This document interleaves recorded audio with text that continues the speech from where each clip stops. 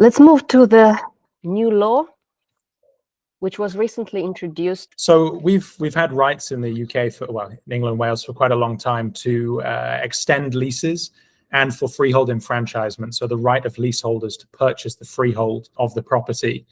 For houses, they're covered by the Leasehold Reform Act in 1967. And for apartments, they're covered by the Leasehold Reform Housing and Urban Development Act 1993. What we now have is this new act, Leasehold and Freehold Reform Act of 2024, that actually significantly extends and alters the rights that leaseholders have.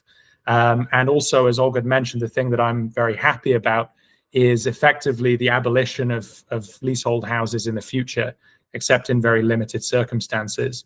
This is something that people were getting very scared about.